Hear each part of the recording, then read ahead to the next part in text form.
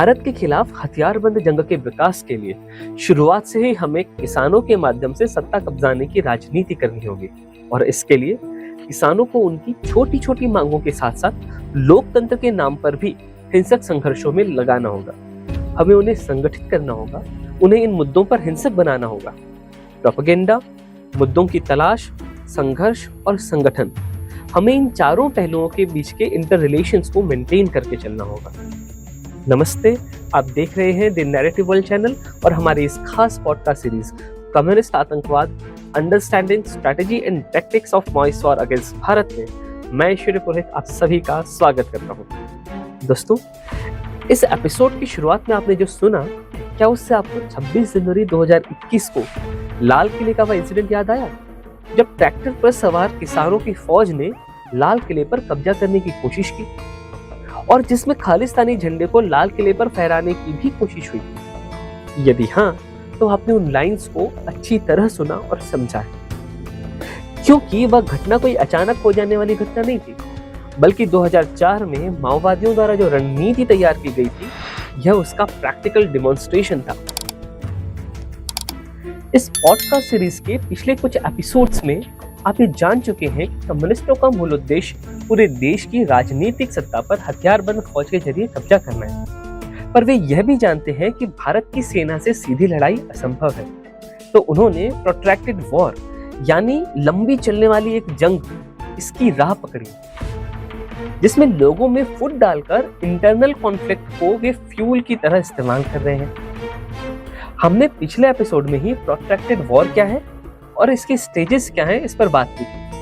इसके अलावा हमने इस पर भी बात की थी कि किन किन बातों को वे संघर्ष का मुद्दा बनाना चाहते हैं। उदाहरण के लिए, अलग देश की मांग करने वाले कुछ सीमावर्ती प्रदेशों में लोगों को भड़काने की बात उन्होंने कही। इसीलिए किसान आंदोलन में आपको खालिस्तानी झंडे और नारे दिखे। पर यहाँ पर एक सवाल आपके मन में उठता होगा कि छत्तीसगढ़, झारखंड, ओडिशा, बंगाल, तेलंगाना, इन जगहों पर रहने वाले माओवादियों का किसान आंदोलन से क्या सीधा लेना देना?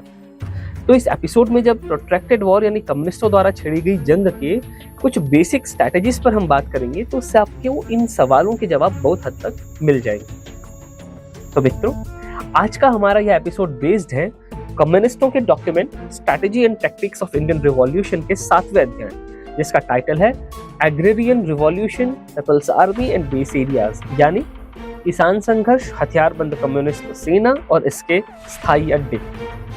इसमें सबसे पहले जंग के हिसाब से स्ट्रैटेजिक एरियाज कौन से हो, इस पर बात की गई है। फिर वहां कौन सी रणनीतियों के साथ बढ़ना है, उस पर बात की गई है। और आखिर में देश की सत्ता पर कब्जा कैसे करना है, इसे बताया गया है। और हमारी आज की बातचीत में हम भी कमोबेश इसी सीक्वेंस में बात करेंगे। तो सबसे पहले हम बात शुरू करते हैं कम्युनिस्टों के स्ट्रैटेजिक एरियाज।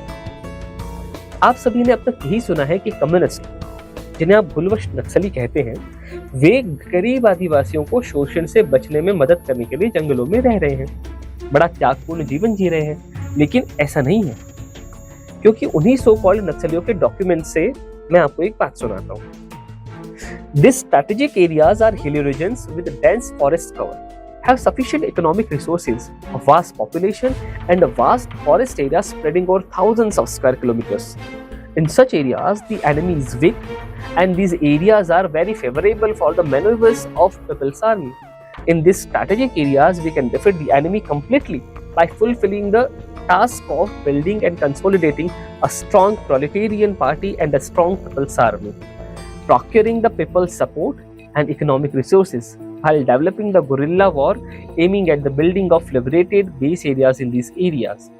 यानी घने जंगलों से ढका देश का बड़ा पहाड़ी क्षेत्र ऐसा एक रणनीतिक क्षेत्र है जो प्रचुर आर्थिक संसाधनों, विशाल जनसंख्या और हजारों वर्ग किलोमीटर के क्षेत्र में फैले घने जंगलों से समृद्ध है। ऐसे क्षेत्रों में एक तो शत्रु कमजोर है, शत्रु यानी भारत सरकार, और दूसरे ये हमारी फौज के युद्धाभ्यास के लिए सर्वथा अनुकूल भी है।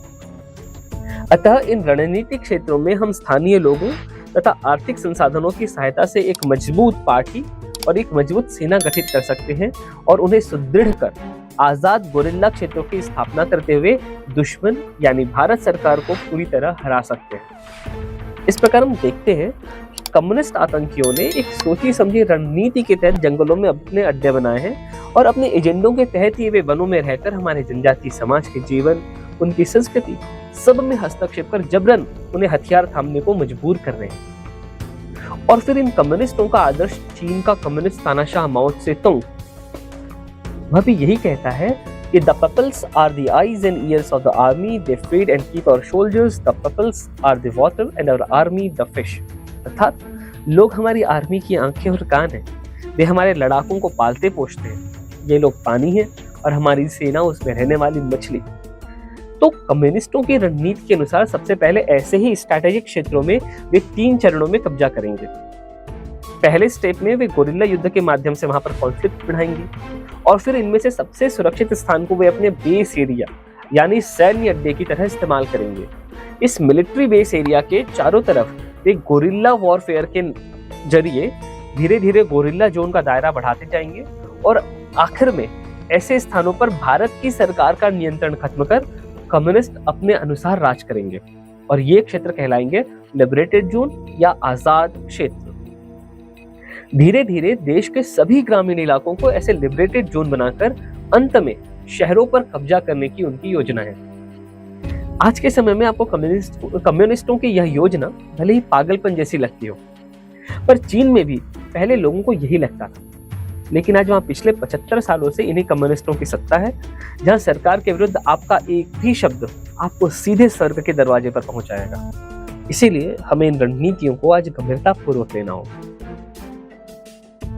लेकिन अब एक बात ये आती है कि देश में कम्युनिस्टों ने जो ये रणनीतिक क्षेत्र बताए घने जंगलों वाले, उसके अलावा भी बहुत बड़ा एरिया है जहां पर ऐसे कुछ स्ट्रैटेजिक पॉइंट्स नहीं है।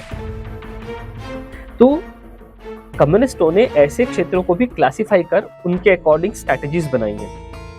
जैसे पहला क्षेत्र जहां कृषि का बहुत अच्छा विकास हो गया है और जहां पर इंफ्रास्ट्रक्चर, एजुकेशन, हेल्थ जैसे तमाम सेक्टर्स में भी बहुत विकास हुआ है। अब वहां के किसानों और लोगों को आमदनी के लिए भड़काना आसान नहीं है। तो कम्युनिस्ट अपनी रणनीति बनाते हुए लिखते हैं, These areas offer ample opportunities for political mobilization on a mass scale or massive scale, along with preparation from the very beginning for guerrilla war। यानी ऐसे इलाके बड़े पैमाने पर राजनीतिक लामबंदी यानी पॉलिटिकल मोबिलाइजेशन के मौके हमें देते हैं, जहां हम शुरुआत से ही गोरिल्ला युद्ध की तैयारी कर सकते हैं। यही कारण है कि आपको किसान आंदोलन में इतनी राजनीति दिखी और इस मोबिलाइजेशन के चलते भारत सरकार को पीछे भी हटना पड़ा। और अब तो शंभू बॉर्डर पर इन आंदोलन जीवियों के स्थायी कैंप भी बन गए हैं। और आप एक बात ध्यान रखिएगा कि जल्द ही शंभू बॉर्डर के ये स्थायी कैंप हिंसा के सामान्य क्षेत्र बनने वाले हैं। खैर, अब हम आते हैं दूसरे क्षेत्र पर। ये क्षेत्र है भारत के तटवर्ती क्षेत्र यानी कोस्टल एरियाज, जैसे कोंकण से लेकर मालाबार तक। और इन क्षेत्रों में भी आप प्रायः अनरेस्ट की घटनाओं के बारे में समाचार पत्रों में या न्यूज़पेपर्स में पढ़ते रहते हैं। और अंत में तीसरा क्षेत्र है महानगरों के चारों ओर बसा हुआ उपनगरीय क्षेत्र, सब अर्बन एरिया, जिन्हें हम सबर्ब्स कहते हैं। यहाँ अस्थिरता पैदा करने के जो इनके हथकंडे हैं उनके बारे में जानकर आप दंग रह जाएंगे। कम्युनिस्ट लिखते हैं, mini squads with small weapons and dressed in civil so as not to seem conspicuous, organizers working in absolute secrecy and under different covers. Special action teams may be the chief forms of organization in these areas. The main stress should be on working with a long-term perspective and also to act as a liaison between the urban and the main rural areas. यानी इन इलाकों में संगठन के मुख्य रूप में या प्रधान रूप में हमें सिविल ड्रेस और छोटे हथियार वाले छोटे छोटे दस्ते खड़े करने पड़ेंगे, जिन्हें कोई शक की निगाहों से न देख सके और जो गुप्त रूप से अलग अलग संगठनों के माध्यम से काम कर सके। हमें इन इलाकों में दीर्घकालिक योजना के साथ काम करना पड़ेगा। और ये भी कोई कोरी कल्पना नहीं है, बल्कि 2020 के दिल्ली दंगों में इसे बखूबी अमल में लाया भी गया था। और इसीलिए यदि आपको याद हो तो इस समय पूरे देश के लिबरल्स ने दंगाइयों का साथ दिया था।